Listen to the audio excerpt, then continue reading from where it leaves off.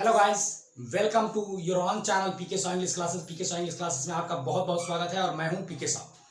तो फ्रेंड्स, आज मैं प्रीपोजिशन डे 6 लेकर आया हूं और आज मैं आपको बताने वाला हूं एक फैंटास्टिक जो है कि ट्रिक्स, जिसके माध्यम से आप जो इतने समय से स्ट्रगल कर रहे थे कि भाई प्रीपोजिशन जो है कि समझ में नहीं आ रहा है, प्रीपोजिशन जो है कि पहचान में नहीं आ रहा है, कहाँ मैं कौन सा प्रीपोजिशन लगाऊं, ये बहुत सारे प्रॉब्लम्स रहता था।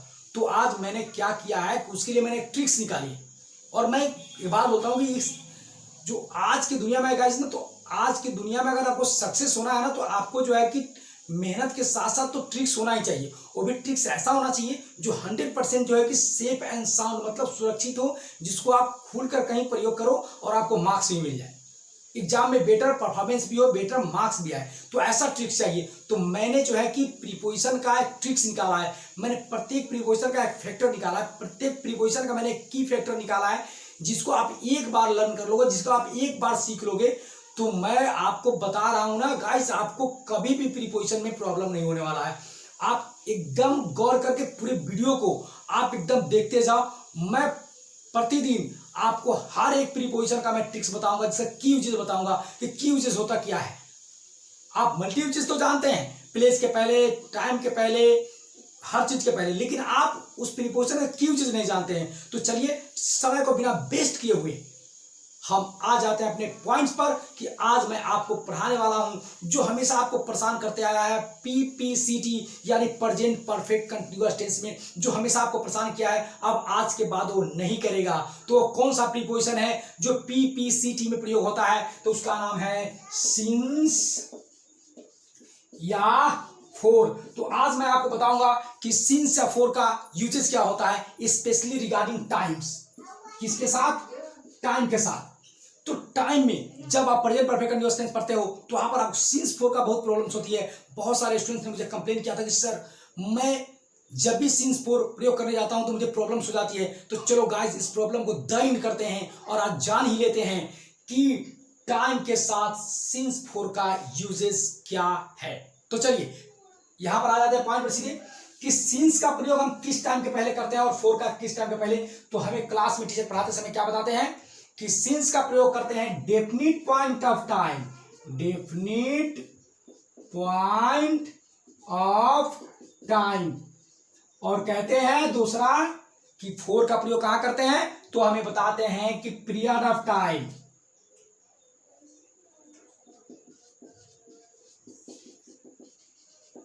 यानी कि पॉइंट, डेफिनेट छोड़ो, पॉइंट ऑफ टाइम के पहले सिंस, अब पीरियड ऑफ टाइम के पहले फोर। स्टूडेंट्स को पहले ये तो समझ में आ जाए कि पॉइंट ऑफ टाइम किसे कहते हैं और पीरियड ऑफ टाइम किसे कहते हैं।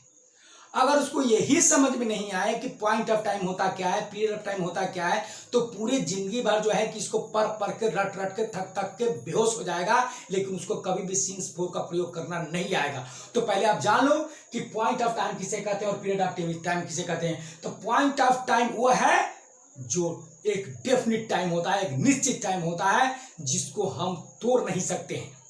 तो सर, अब हमको बता ही दीजिए कि पॉइंट ऑफ टाइम क्या होता है। तो आप क्या जानना चाहते हो, वन बाय वन की ट्रिक्स? तो ट्रिक्स में आते हैं, तो ट्रिक्स में आते हैं तो सीधे कहा जाता है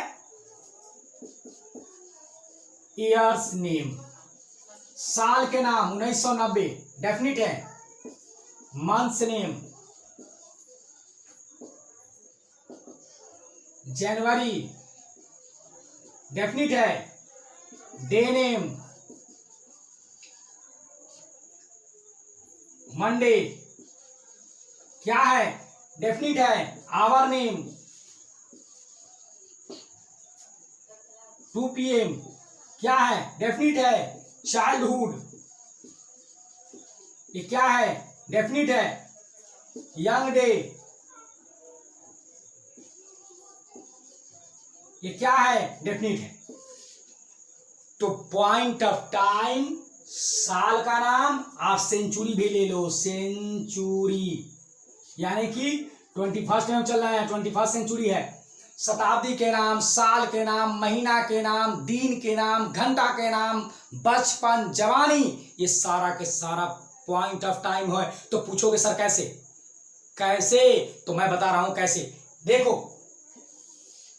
अगर कहते हो कि मैं 1990 में आया हूं, तो आप एक निश्चित समय बता रहे हो, आप एक निश्चित डेट बता दिया, एक निश्चित साल बता दिया, तो ये डेफिनिट हुआ।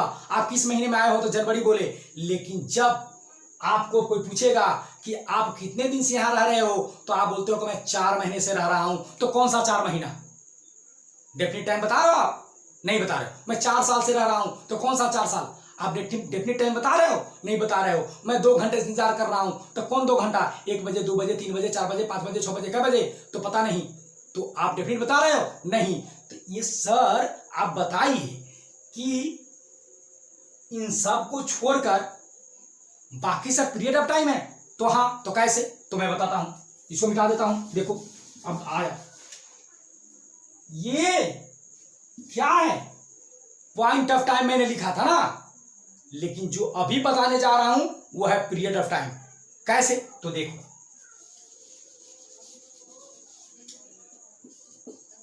Unit of whole time, whole time, unit of whole time. तो सर ये क्या होता है?